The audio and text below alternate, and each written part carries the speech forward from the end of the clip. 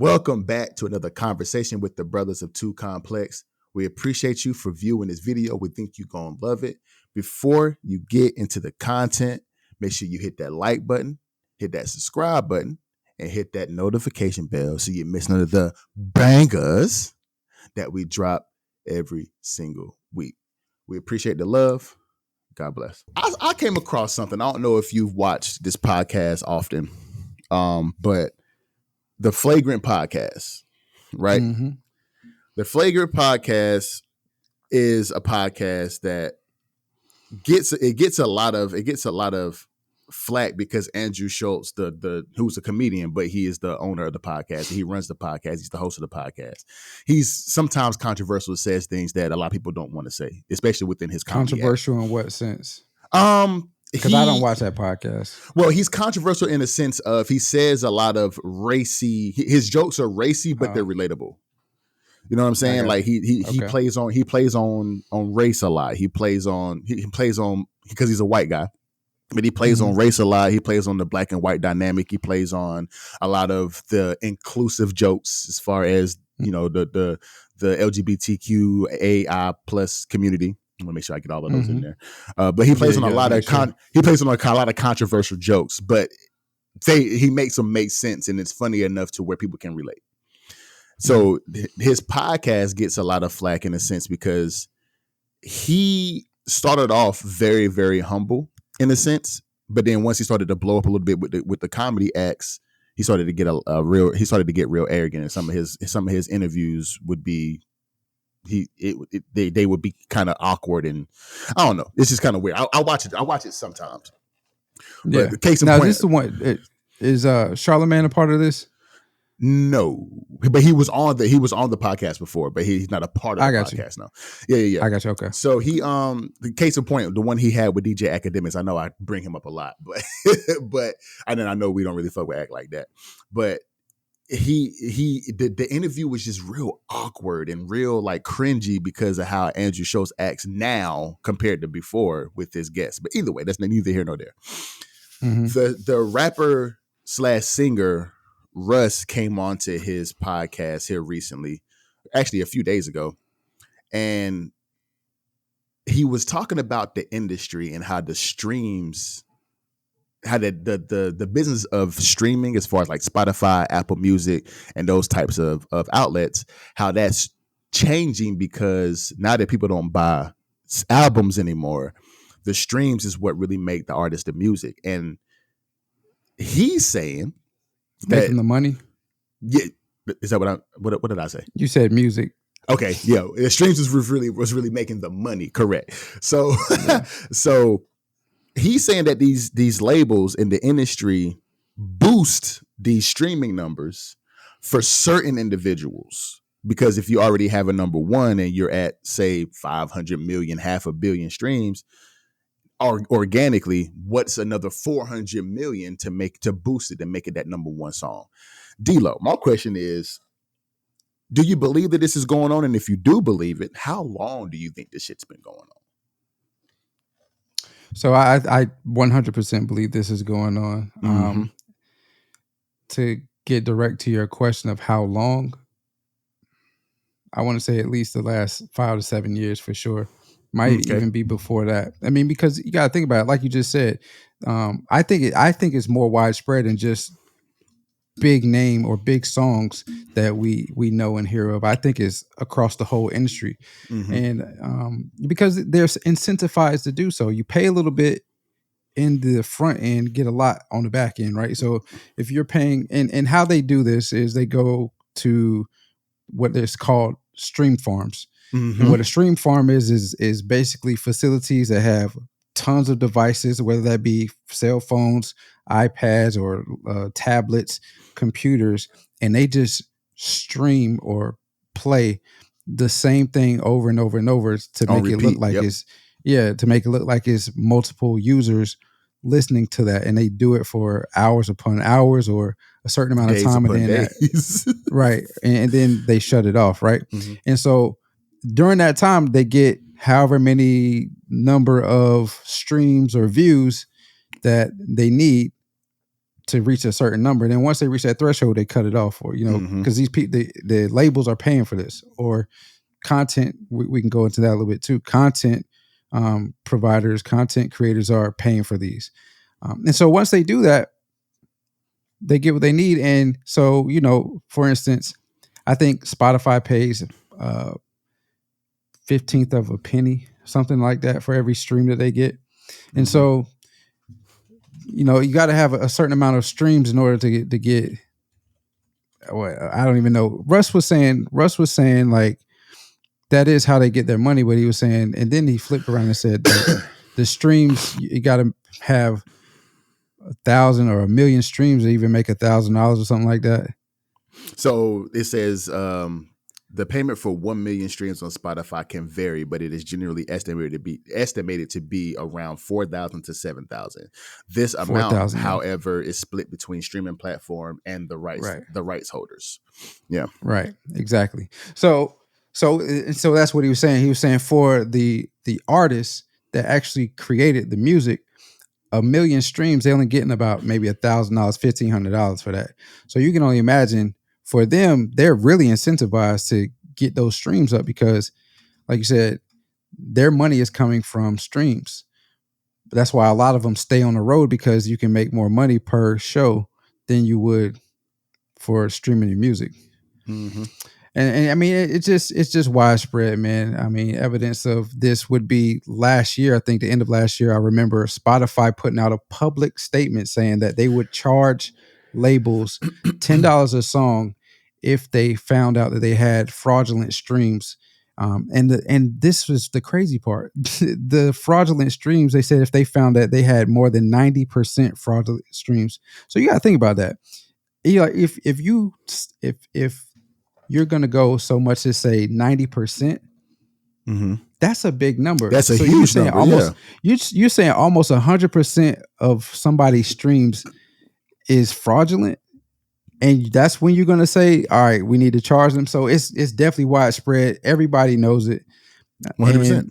What can we do to end it? Because they're incentivized to do this.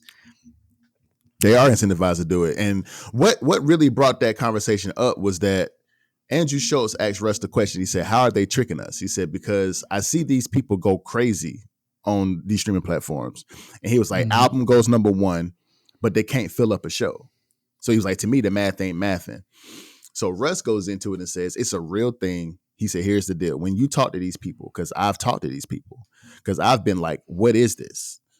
How are y'all doing this? They never disclose the mechanics of how they actually fake the streams. There's rumors of streaming farms, like D-Lo mentioned, or they're delving out computers in third world countries and hacking the back end to make it look like it's an IP from the US, all this nutty shit. But the reality is the label is spending money, and devil's advocate, they're treating it like a marketing expense, because in a sense it almost is a marketing expense. But he says they're doing it with like up and coming artists they're not doing it with up and coming artists who you wouldn't believe it. Let's say your song has 500 million streams organically, but let's say with fake streams they're at now 900 million. That's more like 500 million a song. They're not doing it with the dude across the street and giving him the billion streams. They're doing it with people who already have 500 million and they're pumping it to 900 million. And to me, that right there is what D-Lo was saying, because if they're saying that if they can prove that you've got 90%, then they need to start charging you. But if you're pumping it 40 more percent, then it looks organic. You know what I'm saying? So it's just crazy, man, because you can. And that makes sense to me in a sense, because you'll see a lot of different artists, just like Andrew Schulz said, like these motherfuckers got the number 1 song with 200 billion, 300 billion, 300 million streams, but they concerts be empty. Like they don't sell all the tickets. And it's like, but again, smart marketing. If you can pay, if you can spend, what was the number he said? He said, he asked them, he said, you have people who are really consuming the music. Your song is actually being moved around organically. Once it's that, then they'll push the button on it. And he said, how much does it usually cost? He said about $70,000 for a 12-week fake streaming campaign.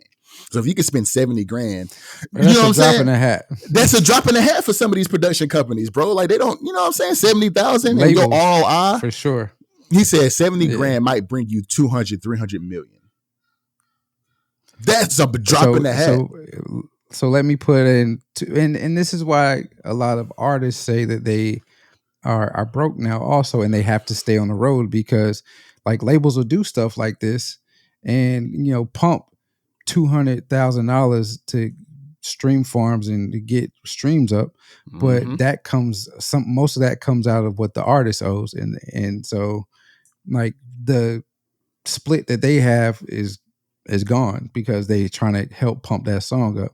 So I mean, it's definitely crazy. I mean, listen, what 2-3 years ago with 21 Savage, J. Cole started out with a question, how many faking they streams getting they played by machines. So we know it's been going on. We know it's been going on. That song came out. We know it's been going 5 years ago. It's like, was it? Nah, it was like 2022. I'm sorry, 2021, 2020. That's what I'm saying. Did I say 4, 5? You said 5, but I mean, I want to say 21. It was 2021. No pun intended. But I mean, but even to that, yeah, I mean, we know what's been going on. Put it like that. I mean, I said content creators. That joke was 2018, so yeah, it was. Oh yeah, you was right. 5 years ago. My bad. Dang, it seemed like it was just yesterday. And we getting old, bro. Because time is flying. But anyway, but we know what's been going on because content creators and influencers on social media have been paying for followers and likes since like 2014. You remember that one time when Instagram cleaned up their platform and and all those bots got users. Yeah, all the bots got clean. You had users that had tens of thousands of followers. And then one morning you wake up and they only got 2,000 followers. It's like, oh, so you was botting, huh? And even on YouTube, people be view botting. It was a very popular 2K streamer named Chalk, and he got caught view botting because some of his views would be like first week they would be up to like 100-something thousand, and then all of a sudden the second week they'll drop to like half of that number. And everybody in the community was like, "What the fuck? Like how in the world did you have 100,000 last week? All of a sudden now you only got 56,000. How does that work?" Because you view botting. You want the algorithm to believe you getting these views to keep pushing it. But once those fake views drop off, you see where you really at. But it's but the crazy thing is, if you can drop 70K, right, to get, say in his example, to get 400 million more streams, if you getting, let's do the math on that real quick. If you getting, say just in that, they said between $4,000 and $7,000 for a million streams, right? So just to go in the middle, if you getting $5,500 for 400 million streams, that's $2.2 million. That's 300 times the money that you put in to get that. Right. That's crazy. Pay a little bit up front, get a lot on the back end. Exactly. These labels is basically money laundering, bro. I mean, that's a bad. That's kind of a bad thing to say, but in the grand scheme of things, you ain't wrong. You know, what Stephen A. say? What Stephen A. Smith say? I mean, you ain't have to say it, but you ain't wrong. Like you know what I'm saying? I'm just saying, like, pay a little bit up front, you get a lot on the back end, and that's a fact. That's how they make their bottom line. That's exactly what's happening. So I believe Russ. I mean, and like you brought up the song a lot that J. Cole said, how many faking they streams? I mean, people been knowing it's been happening. You know what I'm saying? And just like and Russ even said himself, he was like, he had a situation where he had an opportunity to do it, but he's the type, which I ain't really believe because come on, man. Like, I believe a lot of these motherfuckers is doing it, including Russ. But he said that he didn't. He said he had an opportunity to do it, and he didn't take advantage of the opportunity because he wants all of his views and all of his streams to be organic. But the question is, though, D-Lo, would you drop that 70K? Would I drop the 70K? Yeah.